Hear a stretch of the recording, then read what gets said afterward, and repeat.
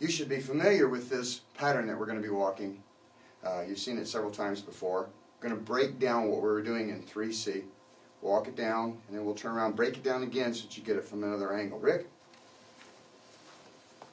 The first line is going to take me off in this direction because I'm going to be working against that rear gun of his. I start here and I've got his weight back. I'm anchored properly. I cue him and he steps back. Fire my punch. Feed it across, get the alignment, and C-step in.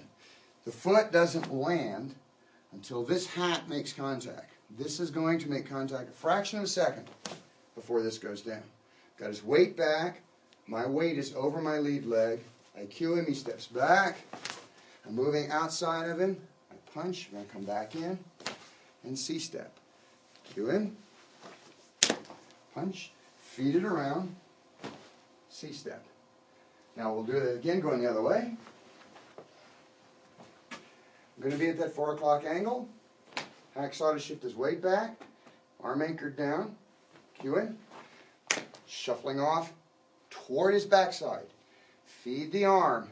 C-step. I took a little adjustment step here as I move in. I'm going to cue him. Angling as though behind him. Feed his arm. C-step. Cue him. Punch. I'm angled behind him. Move this arm out of the way so I can then attack and anchor his arm across me.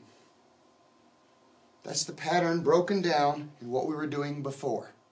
Following these lines, in this case with our feet, but the idea is to indicate general direction, position, angling. So when would you use Lanka 3C? Well, you'd use it when your opponent has a buddy. And you don't want to stand in front of these two like this because then either one of them can take a shot at you and you've got to factor in who you're going to deal with first. So I'm going to choose who I'm going to deal with first. I'm going to take the ugly one. I move across to this side. That means he's got further to go. That's all I need to do is just stand in this position. As he fires the punch, I'm going to step across and hit him. Now, I haven't applied the leg lock yet. Lanka 3C works best in mid to late game. So I'm not going to move in right now until I've thumped him.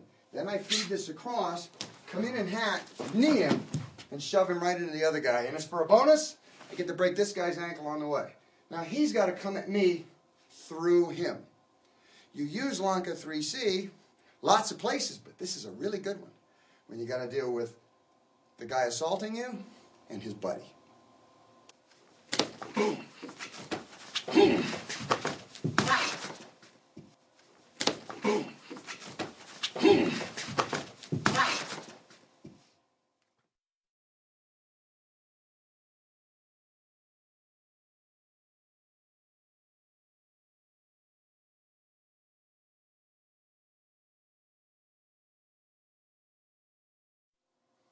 We've seen these movements in the Lankas used as leg locks, where I'm trying to apply a lock. But the movements need not be limited to just locking. I want you to compare these movements. If this guy grabs me with the right hand, understand right foot forward, right hand for 95% of the population is intimidation. I like this because he can't hit me with it. I still have to deal with that in case he happens to be left-handed. But this is really easy to handle. So I'm going to punch, clear it off, and punch. Now I'm going to feed it, hack, and go to the lock. Okay. This time as he grabs, I'm going to use this same movement. Let go. I'm going to use this same movement, this position here, but as a kick. He grabs, hit. Now I come in and kick this thing down. I can drop down and ruin his leg like I did before in the previous scene, but he's my buddy, so I won't do that. But do you see the similarities in the movement, Rick? Do you see the similarities between this and this?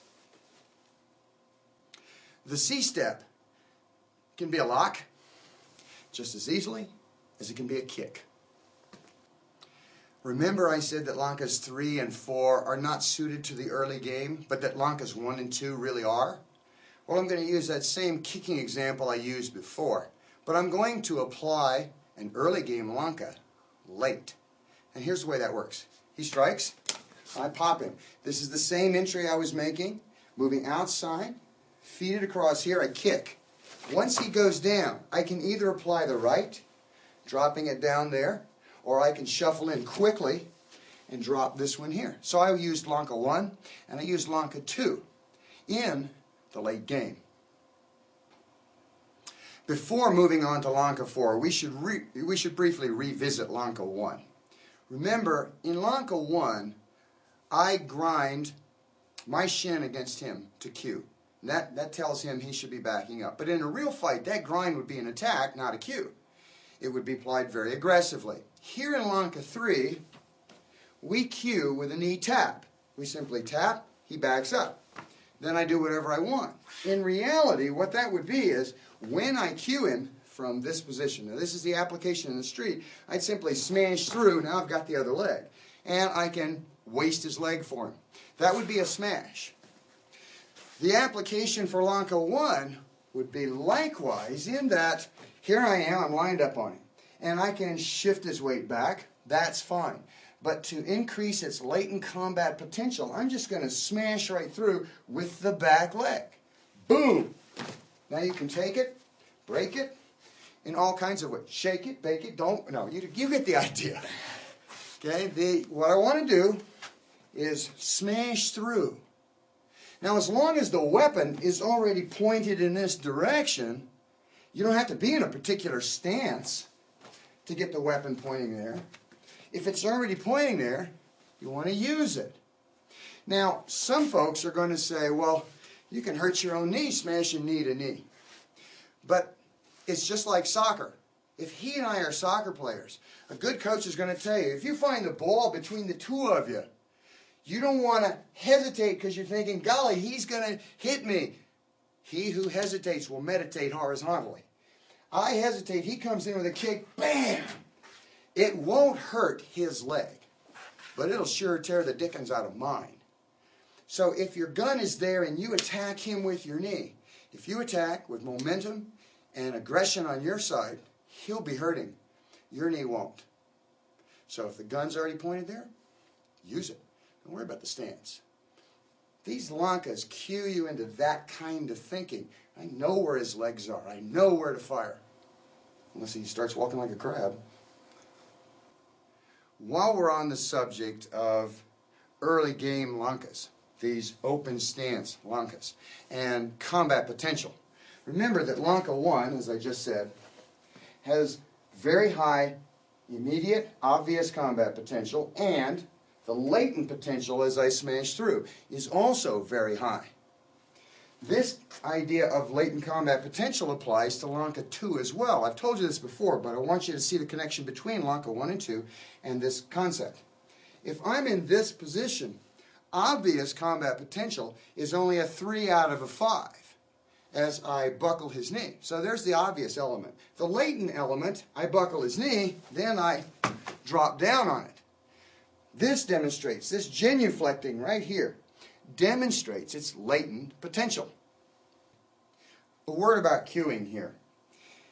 If I'm in the proper position and I have his weight back, my feet should be fairly close together, so that ideally when I cue, if I've got it where I want, when I cue, I can touch him without ever having to pick up my foot. A good friend calls this Elvis knees.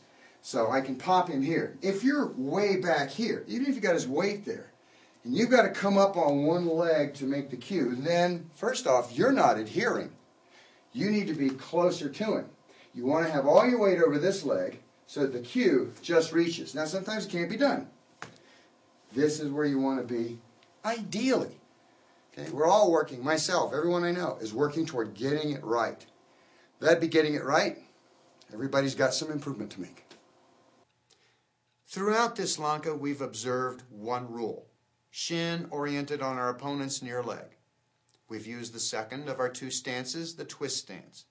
We used all 3 methods, silat, kuntao, and kuntao silat. We kept our partner constantly on the edge of his cone of balance, and anchoring your arm around your own ribs keeps you from pushing your opponent too far with your hacksaw and losing him, having to chase him down again. Lanka 3 is used primarily in mid to late game, and it only has moderate, obvious combat potential. As we said, 3 out of a possible 5. but that latent potential is actually 33% higher, moves to a 4 out of 5. The risk to this is very low, 1 out of a possible 5. Now, although the risk is low for you, it's still dangerous for your partner. Sure, your partner can save his knee by yielding to your pressure and bending it, but you must still be very careful. So go slow. I told you you'd hear that again. Let's move now to Lanka 4.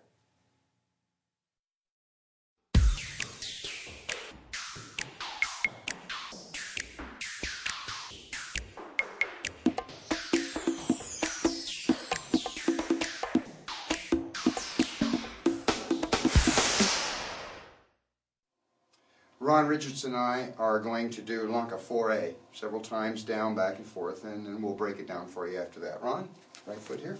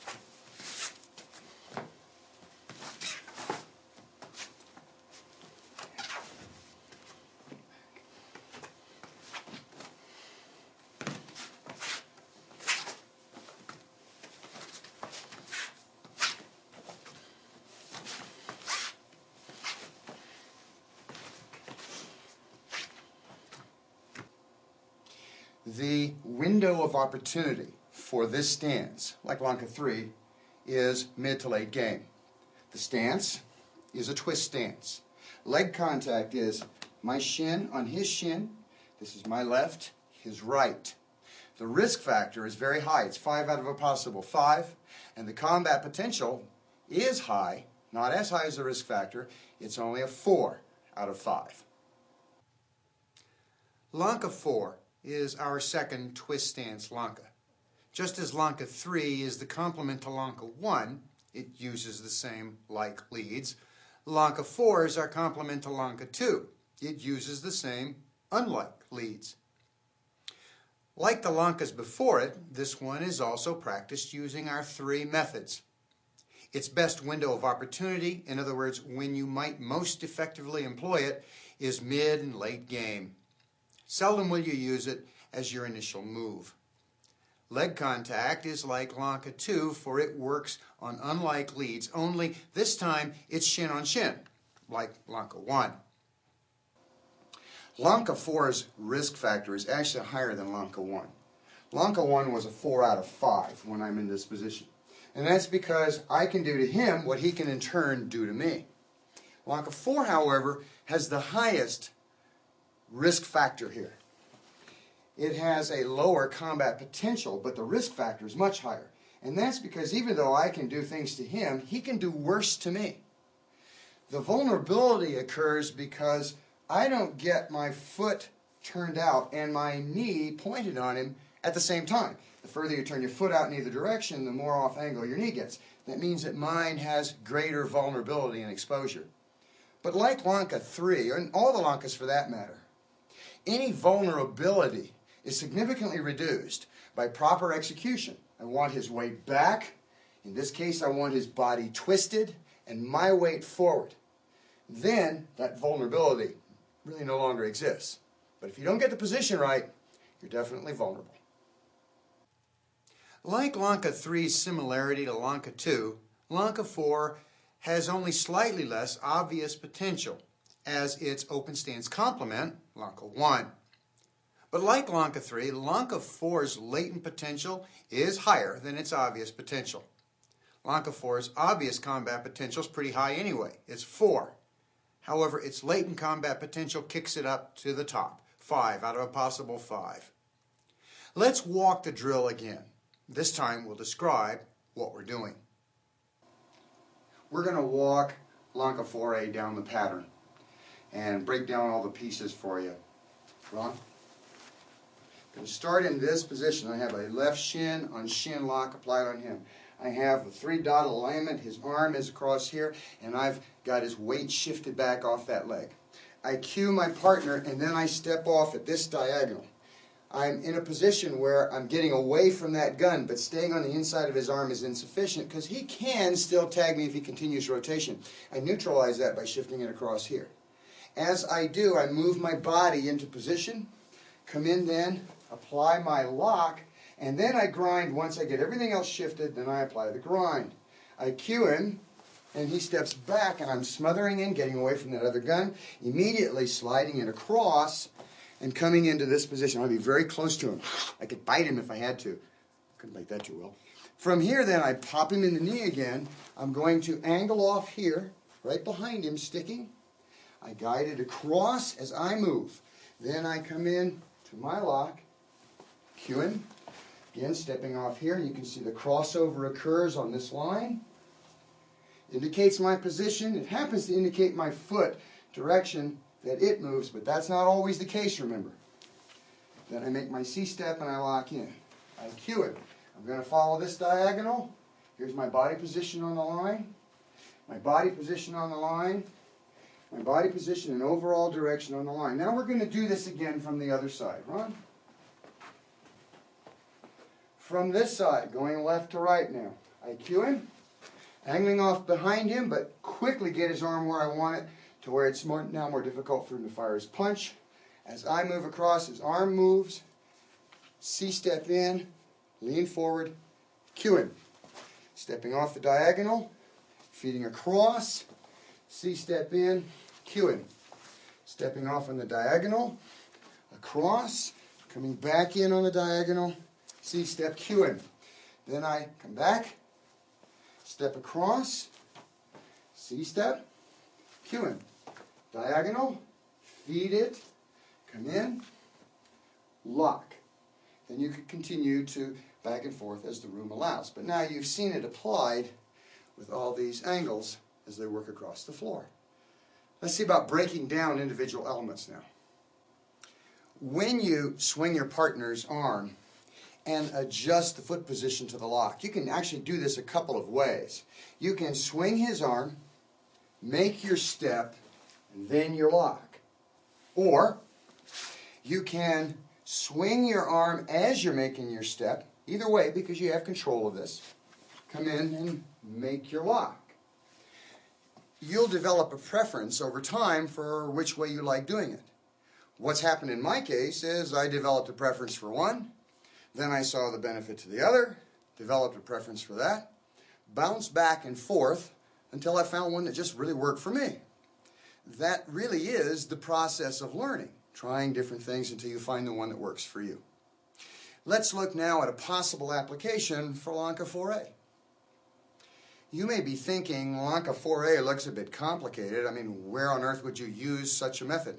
Well, consider this. I'm off here and I'm blindsided by this punch. Now what I'm going to do is I've saved my face, but I move right in to Lanka 4A. From this position, I simply grind and he goes down. If I want to get more violent than that, more brutal, he fires the punch and I'm here, but now I move to Lanka 2. With this Lanka 2 position, I can destroy his knee. However, whacking the guy may not be your option. I mean, this could be your wife's only brother, and you still want to sleep with his sister, the one you married at least. The Lanka 4A provides an obviously less violent way to deal with him, and all the A versions fill that niche. C-Lot works really good. You're going to slide in. That's what the A versions do. You don't have to hit him. You just slide.